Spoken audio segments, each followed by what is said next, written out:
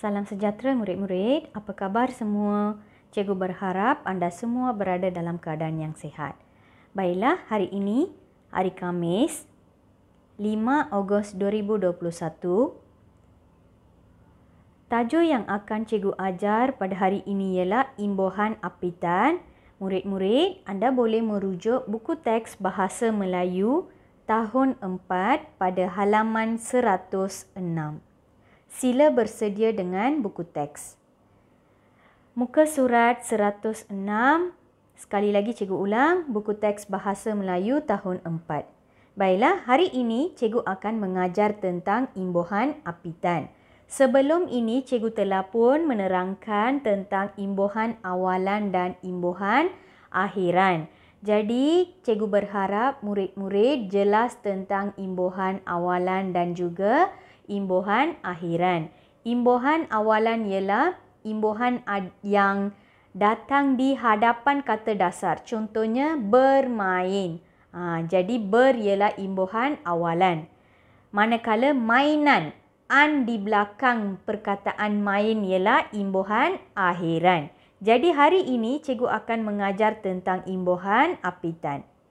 Apa itu imbuhan apitan? Jom kita lihat sama-sama. Imbuhan apitan ialah imbuhan yang diletakkan serentak, iaitu di hadapan dan di belakang kata dasar. Cikgu berharap anda jelas tentang ayat ini. Kalau imbuhan awalan, imbuhan di hadapan perkataan sahaja. Kalau imbuhan akhiran, imbuhan di belakang perkataan ataupun kata dasar sahaja. Tetapi kalau imbuhan apitan, imbuhan itu perlu ada di hadapan dan juga di belakang sesuatu kata dasar. Contohnya, kata dasar ialah main, permainan. Itu adalah imbuhan apitan. Ini adalah contoh-contoh imbuhan apitan. Yang pertama, pen-an, per-an, berkan, beran, menkan, menai, memperkan, memperai, dikan, diai. Ke-an. Jadi ini adalah antara contoh imbuhan apitan di mana depan pun perlu ada imbuhan dan belakang pun perlu ada imbuhan. Yang 3 titik itu sebenarnya ialah tempat kata dasar. Baik, sekarang cikgu akan tunjukkan contoh.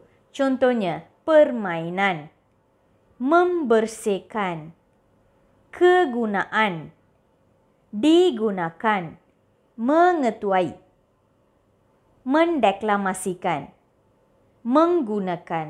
Ini adalah antara contoh-contoh kata imbuhan apitan. Jadi jika kita lihat yang pertama, permainan. Main ialah kata dasar. Per dengan an ialah imbuhan apitan. Ke-an ialah imbuhan apitan, guna ialah kata dasar. Meng-ai ialah imbuhan apitan, ketua ialah, me-ai ialah imbuhan apitan, ketua pula ialah kata dasar.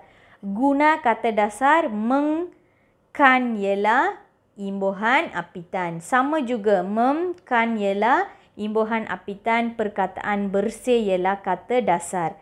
Guna ialah kata dasar, di-kan ialah imbuhan apitan. Baik, seterusnya men-kan ialah imbuhan apitan, deklamasi ialah kata dasar. Jadi, apabila anda membaca buku teks Bahasa Melayu, terdapat pelbagai contoh-contoh yang menggunakan imbuhan apitan. Cikgu berharap jika anda baca dan lihat contoh, anda lebih faham tentang imbuhan apitan ini. Baiklah murid-murid, tahun 4, tugasan hari ini mudah sahaja. Yang pertama, murid-murid perlu menonton video. Yang kedua, menyenaraikan kata berimbuhan apitan. Dalam modul Bahasa Melayu, cikgu telah berikan latihan. Murid-murid perlu menyenaraikan 10 contoh bagi kata berimbuhan apitan sahaja. Awalan dan akhiran biarkan kosong. Murid-murid isi contoh bagi imbuhan apitan sahaja. Baiklah murid-murid, itu sahaja kelas kita sampai setakat itu sahaja kelas kita pada hari ini. Cikgu berharap anda jelas tentang imbuhan apitan dan jika anda masih lagi kurang faham atau kurang jelas tentang tugasan ataupun imbuhan apitan, anda boleh bertanya kepada cikgu. Sekian, terima kasih. Jumpa lagi murid-murid.